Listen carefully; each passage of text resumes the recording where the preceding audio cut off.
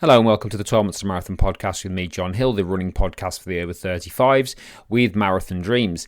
Episode 23, Marathon Training Plans.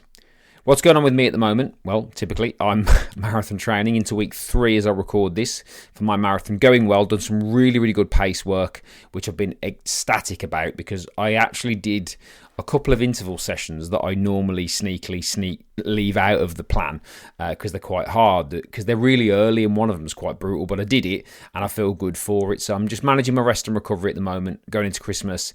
Obviously I'm going away for Christmas as well, so it's just trying to manage things and plan things accordingly. But when you're training for a marathon, you have to follow the plan. So I'm all good there. Hamstrings held up really well on the pace work because I've been doing some strength conditioning around that. So I feel quite good in that respect.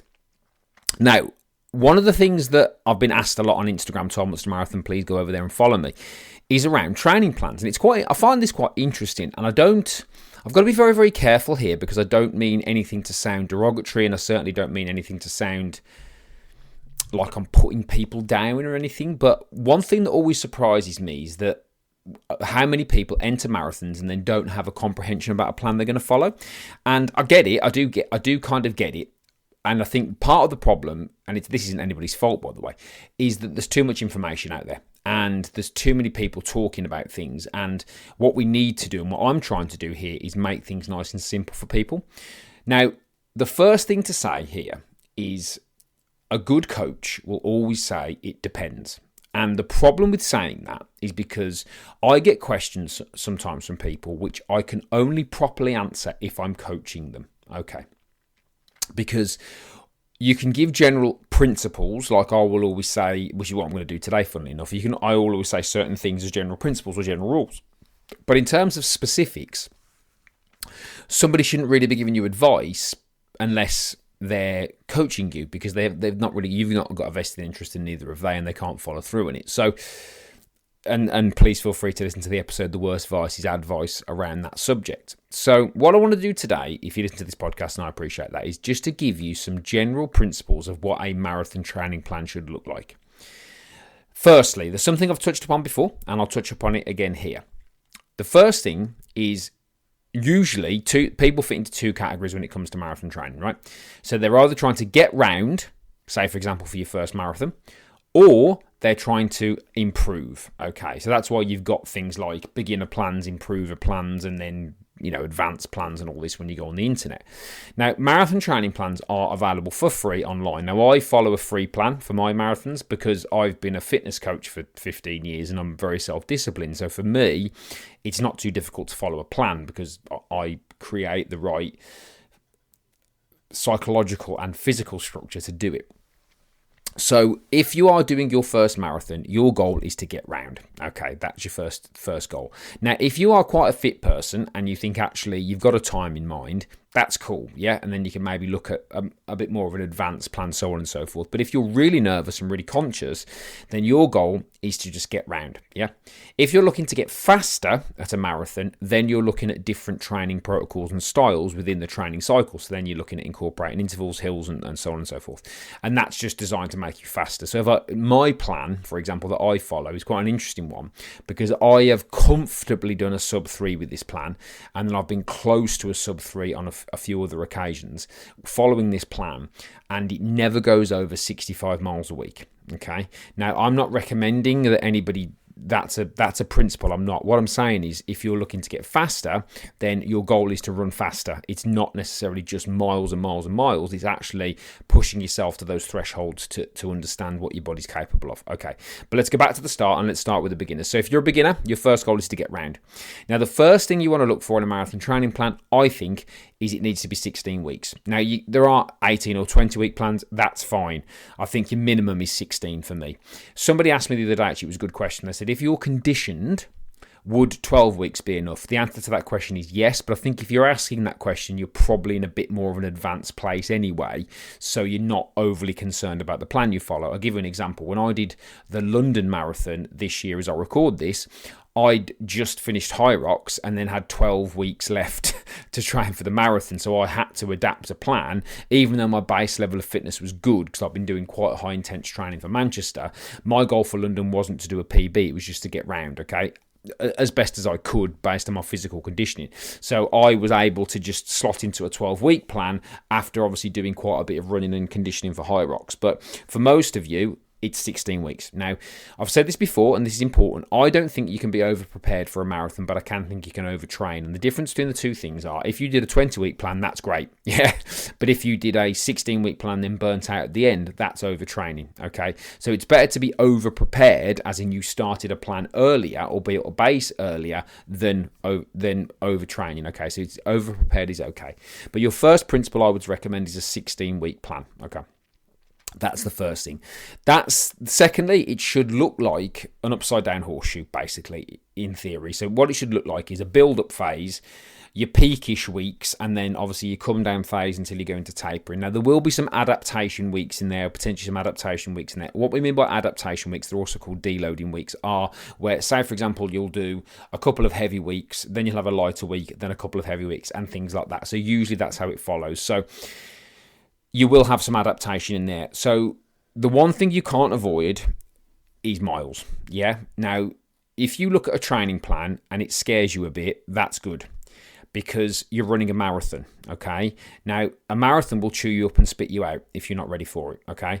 And when in my fitness life, as in my fitness coaching background, it's a different mindset to marathons, because when someone's starting out on a fitness journey, like say, for example, they're looking to go into the gym for the first time, you've got to go in with kit gloves. You've got to be very supportive and you've got to be very encouraging.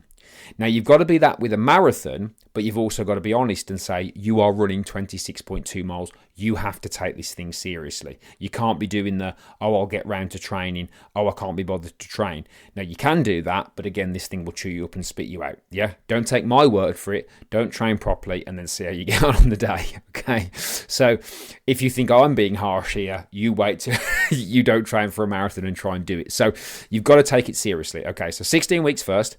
The second principle I want to point out to you, particularly if you're new to it and it's new, and it's your first one specifically, is you need to be having at least 3:20. I would recommend 3 20-mile runs in that plan. Okay. If there's more than 3, fine, but I would recommend at least 3 20 miles plus runs in that plan. So typically my plan, off the top of my head, because I haven't got it in front of me, is I think it's 5 20-mile runs. 4 or 5, and there's a 22 as well. So I think it's 3 or 4 20s in a 22, which gets me ready. And then there's a load of other 16s, 18s, and things like that. Yeah. So I would recommend for the beginner at least 3 20-mile runs.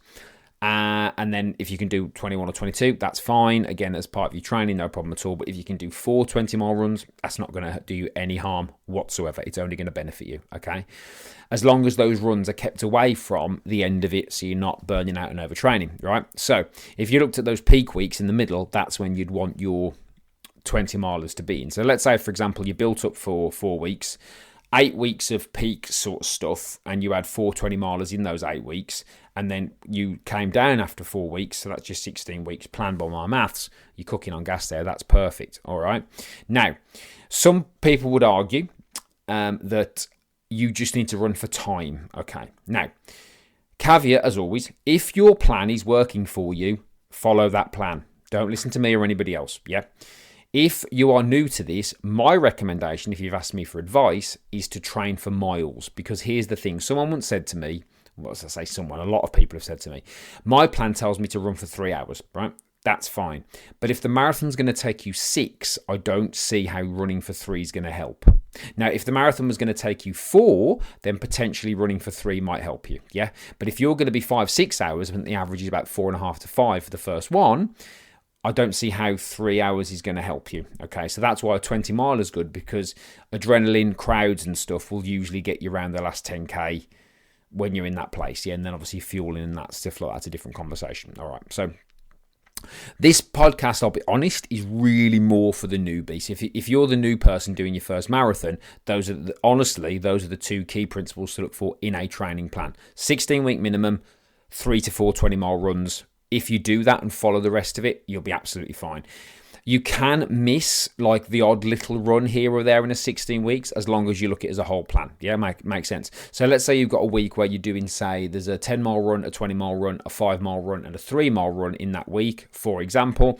If you miss the 3, I'm not saying do this every week, and I'm not saying miss runs for fun. What I'm saying is if something happened and you missed the 3-mile run, that would be okay because you're doing the most important runs in the week, which is the volume stuff. Marathon training is about volume, and it's about conditioning your body to deal with tired legs and fatigue. It's not a walk in the park, pun intended.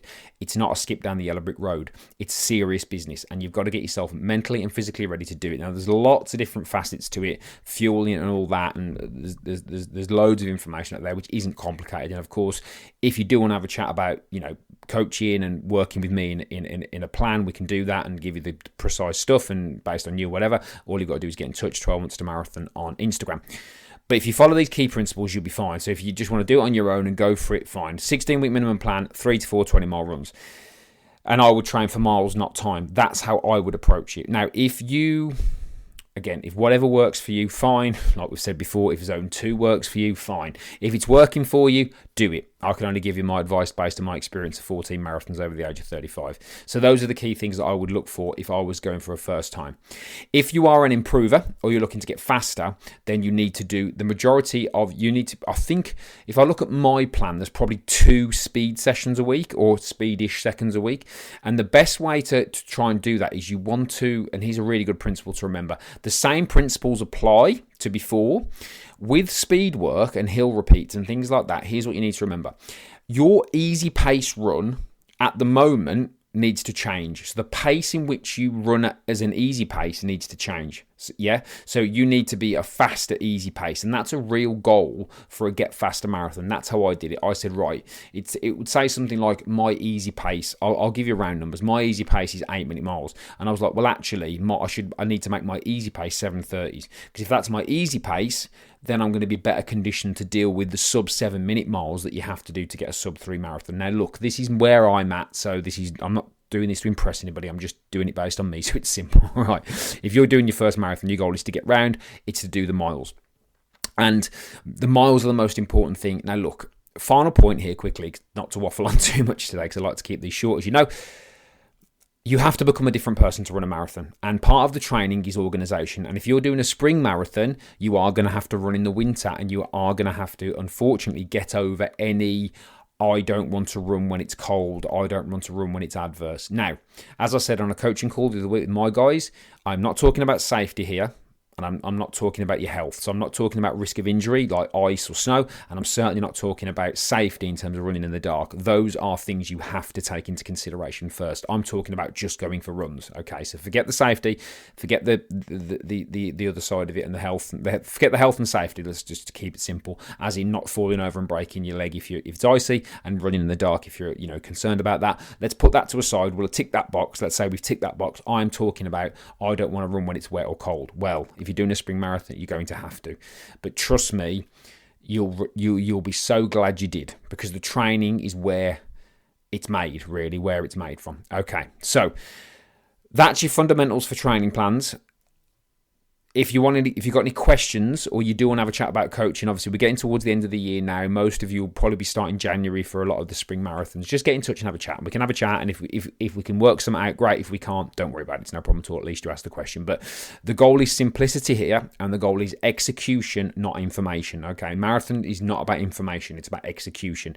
And once you've got, those are your big rocks. You might have a few little pebbles to address, but those are your big rocks there, hopefully, which will help you with your marathon training. So again, thank you very much for listening. I do appreciate it. Don't forget to like and share this podcast wherever you get your podcast from. Don't forget to follow the podcast as well. That's much appreciated, and share it with your running friends. If you want anything at all, any questions, or you want to pop over and have a chat or hang out on Instagram, feel free to do that. 12 Months to Marathon over there. I really, really appreciate the support, the comments, and seeing your journeys, because there's some inspiring journeys out there. There's some fantastic stuff going on heading into spring marathon time. It's still early December as I record this, so you need to keep your base up and you need to stay on point until Christmas. You don't want to sort of knock yourself back too much. So let's stay focused. Let's stay on point. Thank you very much for listening. And again, if you do need anything at all, make sure to reach out, and I'll see you over on Instagram. Thank you very much as always, and I'll speak to you all very soon indeed.